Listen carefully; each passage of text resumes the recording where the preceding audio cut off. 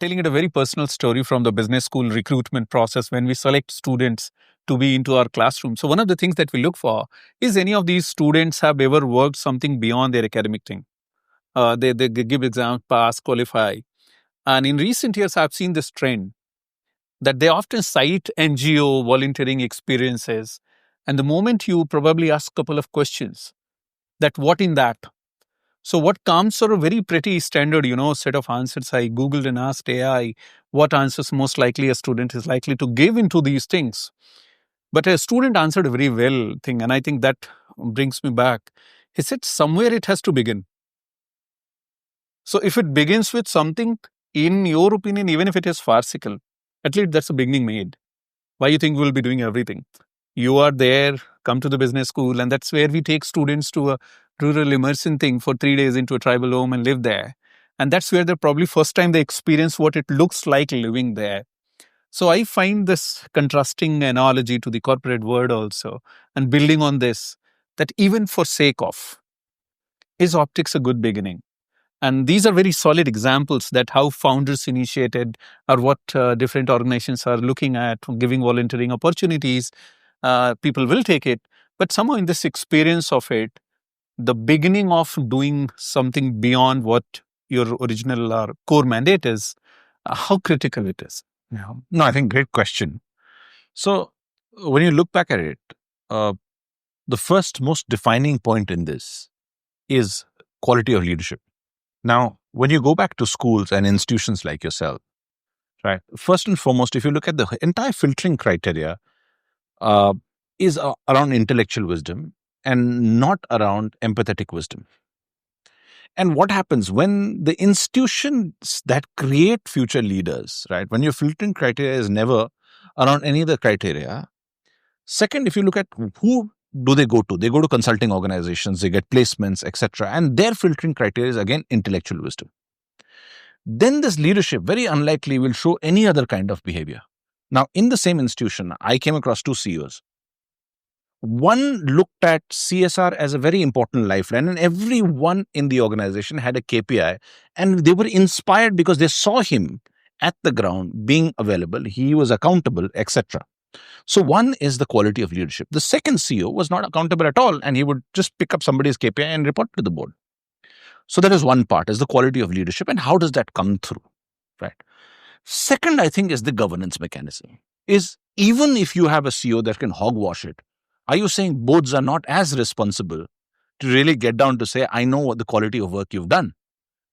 And if the governance mechanism rewards hogwash, I think that itself is a washout in the entire ecosystem. So for me, I think defining criteria will be, if you have empathetic leadership that want to create a more equal world, that is very, very important defining. You don't even need governance.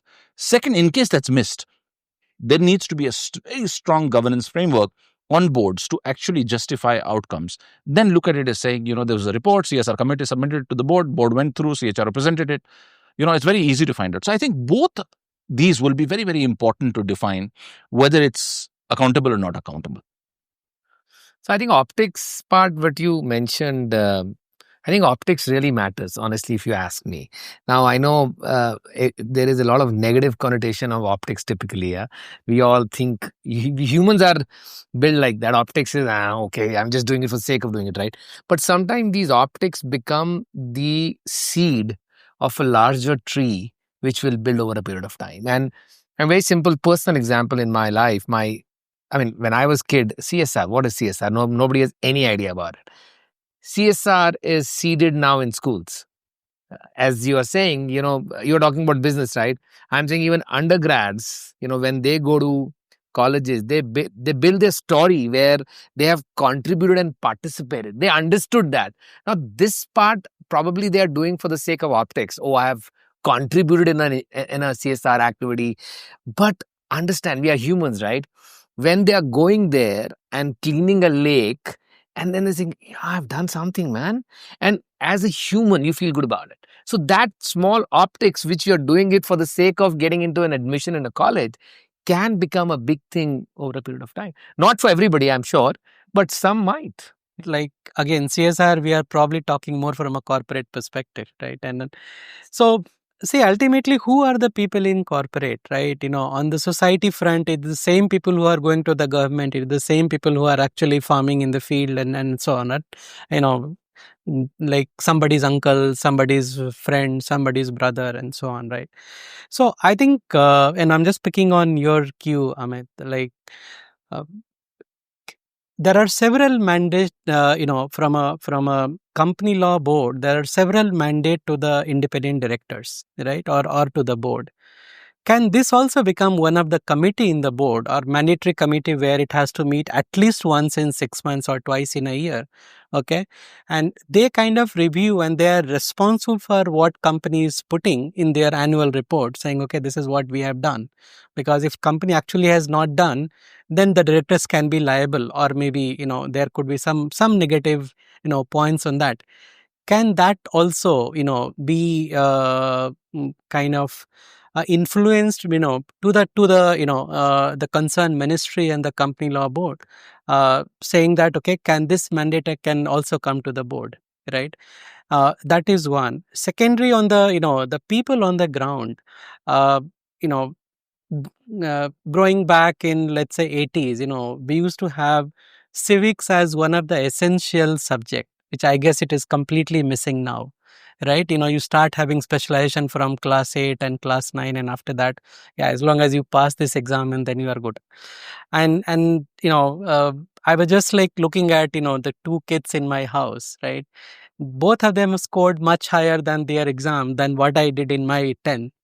But I still remember what all I studied in civics and geography, than after the exam, whatever they were knowing, right?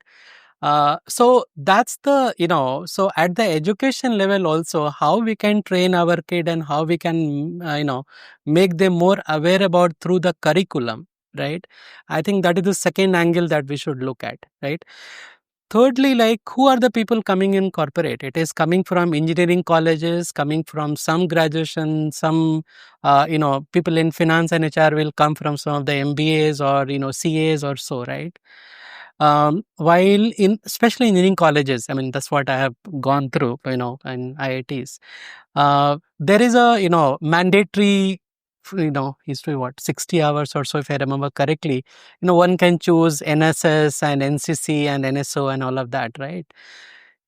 Can there be more a mandatory elective in this particular line? Not everybody could be passionate, but at least people start becoming more aware about it, right? Start becoming more aware about this, about the society first, right? And CSR or empathy towards the people on the ground will automatically come, as long as we are aware about what is really happening in the society. I mean, at this point, especially people who are coming to IT, I'm just talking people are mostly in IT services.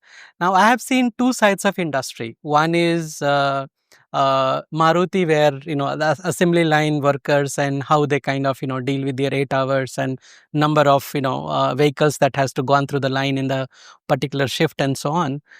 And when people see in the same lens in IT, okay, this is my task.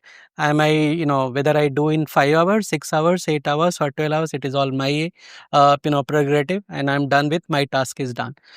I mean, I don't find difference in mentality of the assembly line workers versus people who are, I see coming from engineering colleges. Okay. Now, why it is happening? Because in my opinion, it is we people also who are responsible, right?